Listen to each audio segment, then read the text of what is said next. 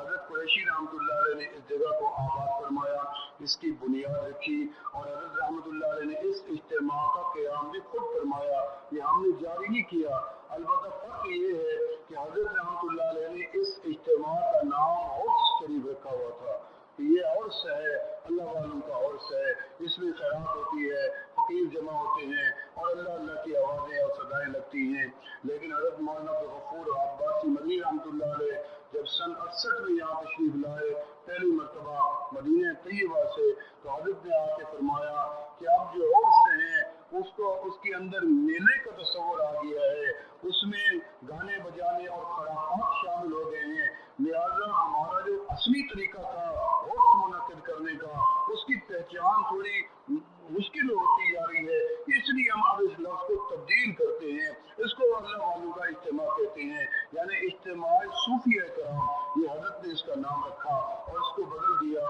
وہ علماء کہتے ہیں کہ اجتماع کی ضرورت تو ہوتی نہیں ہے کیونکہ جمعہ کا اجتماع ہی کافی ہوتا ہے، پھر عید کا اجتماع بھی کافی ہوتا ہے، اور پھر حج کا بڑا اجتماع ہوتا ہے وہ بھی کافی ہوتا ہے، لیکن ہماری جو بدعمالی کا زور پڑ گیا ہے، تو ہمارے اوپر نفس و شیطان کا حملہ بڑھتا جا رہا ہے، تو ہمارے صوفیاء کرام نے پھر اس کو گاہے بگاہے اس کو منعقد کرنے کا اہتمام کیا ہے۔ تو میں درخواست کروں گا حضرت ڈاکٹر غلام مصطفیٰ صاحب رحمۃ اللہ علیہ کے جانشین حضرت مولانا صاحبزادہ ڈاکٹر حافظ منیر احمد خان صاحب سے کہ وہ بھی تشریف لے آئیں اور ان کو جو حضرات ہیں لے کے آئیں اسٹیج کے اوپر، اور حضرت مولانا محبوب الحسن ڈاکٹر محبوب الحسن صاحب واسطی وہ بھی جہاں تشریف فرماؤ وہ بھی آگے تشریف لے کے آئیں، اور حضرت مولانا امیر حلوی صاحب جن کا کل بھی تعارف کرایا تھا وہ بھی ہمارے ان کے خلفاء میں سے ہیں، اور وہ بھی جدھر ہوں وہ بھی آگے تشریف لے آئیں، اور ہمارے والد صاحب رحمۃ اللہ علیہ سے مجاز حضرت حاجی محمد خالد صاحب خان گڑھ والے وہ بھی جہاں تشریف ہوں، ان سے بھی میری گزارش ہے کہ وہ بھی آگے تشریف لے کے آئیں، کیونکہ وقت بالکل محدود ہوتا جا رہا ہے، گزارش ہے کہ وہ اسٹیج پہ تشریف لے کے آئیں۔ تو میرے دوستو ابھی ہم نے یہاں سے جانا ہے تو ہم نے 7 اعضاء کا احتیاط کرنا ہے۔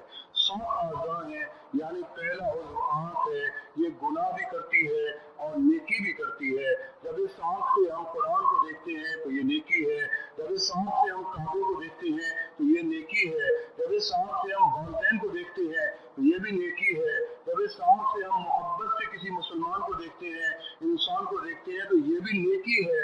تو اس آنکھ سے نیکی کا تصور بھی ہے اور گناہ کا بھی ہے کہ جب ہم غضب سے دیکھتے ہیں، جب ہم نفرت سے دیکھتے ہیں، جب ہم حسد سے دیکھتے ہیں، جب ہم شہوت سے دیکھتے ہیں تو اس آنکھ سے نیکی بھی ہوتی ہے اور اس آنکھ سے گناہ بھی ہوتے ہیں۔ تو بیانی زبان ہے دوسرا عضو، اس سے ہم سے گناہ بھی ہوتے ہیں اور نیکی بھی ہوتی ہے، اور اسی طریقے سے کان ہے، اس سے ہم نیکی بھی کرتے ہیں اور گناہ بھی کرتے ہیں، اور اسی طریقے سے پیٹ ہے، پیٹ سے ہم گناہ بھی کرتے ہیں اور پیٹ سے ہم نیکی بھی کرتے ہیں۔ پھر ہاتھ ہے، ان سے ہم نیکی بھی کرتے ہیں اور گناہ بھی کرتے ہیں، اور شرمگاہ ہے، اس سے ہم نیکی بھی کرتے ہیں اور گناہ بھی کرتے ہیں، اور پاؤں ہے، اس سے ہم نیکی بھی کرتے ہیں اور گناہ بھی کرتے ہیں۔ تو یہ اعضاء 7 ہے، اس سے ہم نیکی بھی کرتے ہیں اور گناہ بھی کرتے ہیں۔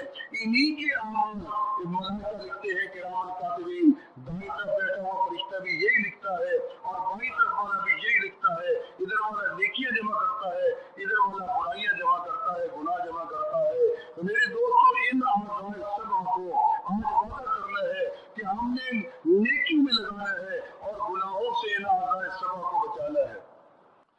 تو یہ اعضاء 7 جو ہیں ان کا احتیاط کرنا ہے کہ ہم نے کسی کو غصے سے نہیں دیکھنا، نفرت سے نہیں دیکھنا، حسد سے نہیں دیکھنا، کسی کو گالی نہیں دینی، کسی کو زبان سے تکلیف نہیں دینی، کسی کو کان سے تکلیف نہیں دینی، کسی کو پیٹ اور شرمگاہ سے تکلیف نہیں دینی، کسی پہ ہاتھ نہیں اٹھانا۔ یہ اعضاء 7 جو ہے یہ گناہ کرتے ہیں اور یہی جو ہے نیکی کرتے ہیں۔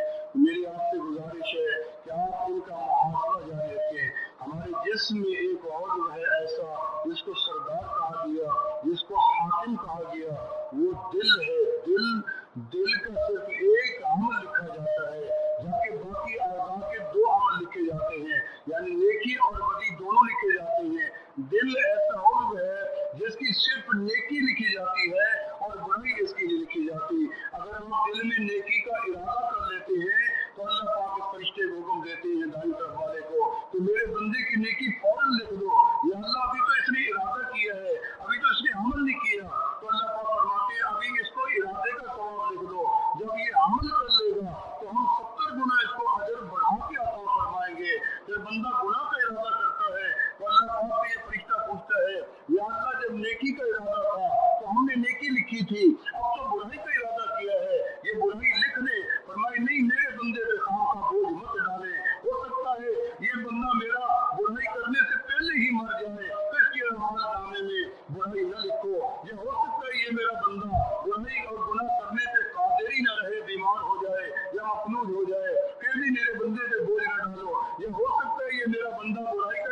ही तर्क कर दे तो मेरे बंदे पे बोझ न डालो।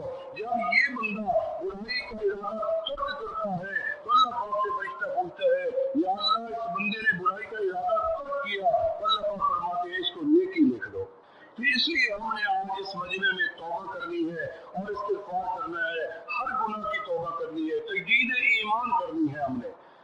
तो बहुत से लोग ऐसे हैं जो बुजुर्गों से बैत हैं और जमात में यहाँ आए हैं, और बहुत से ऐसे हैं जो किसी से भी बैत नहीं है और मौका नहीं मिलता कि लोग चले जाते हैं, बैत नहीं हो सकते हैं।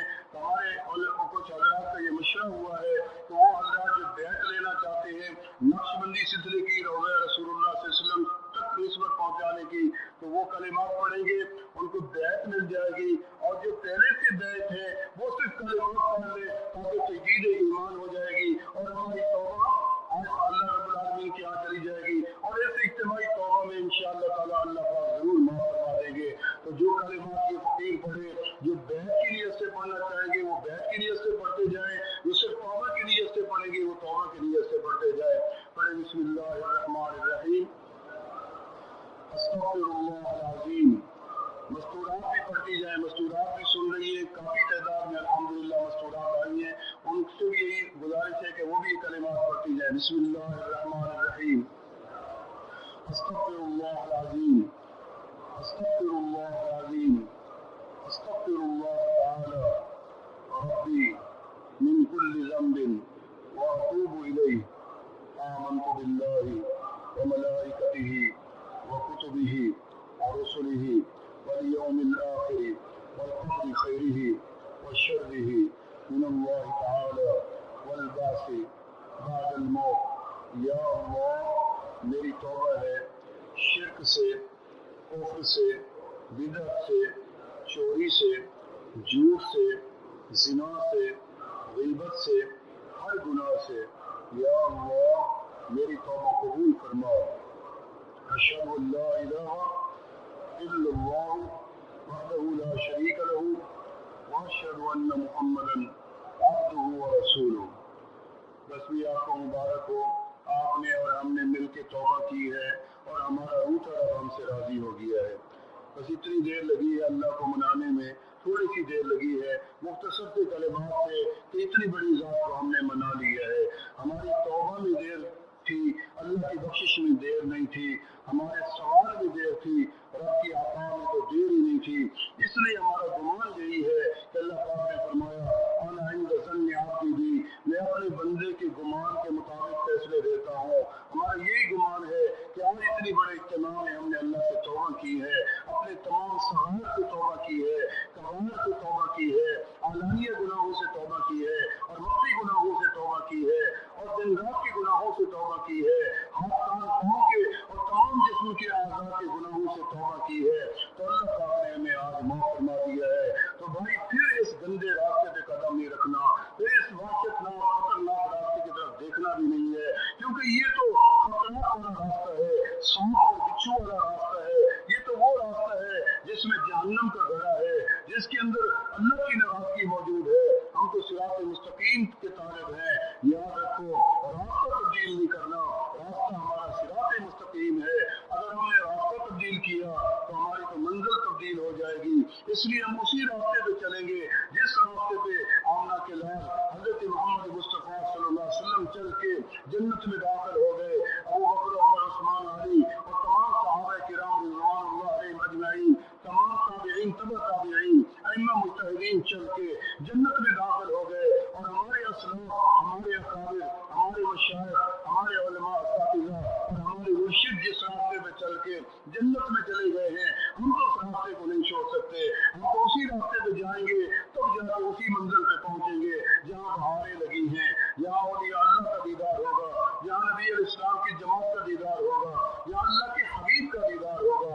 लिहाजा आज के बाद इस गंदे रास्ते पे नहीं चलना, वही रास्ता है। इस रास्ते में तकलीफें जरूर हैं, इस रास्ते में परेशानियां भी जरूर हैं, इस रास्ते में गम भी जरूर है, इस रास्ते में दिक्कतें भी हैं, आज़माइशें भी हैं और मुसीबतें भी हैं, लेकिन मोमिन घबराता नहीं है, वो दिमाग मुंतशिर नहीं करता।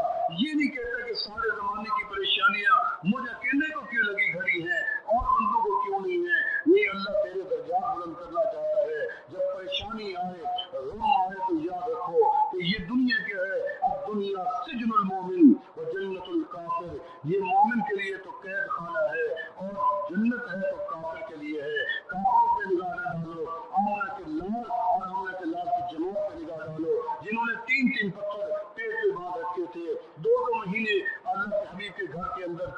जला, आग नहीं जली है। हम तो उस नबी के उम्मती हैं, लिहाजा हम उसी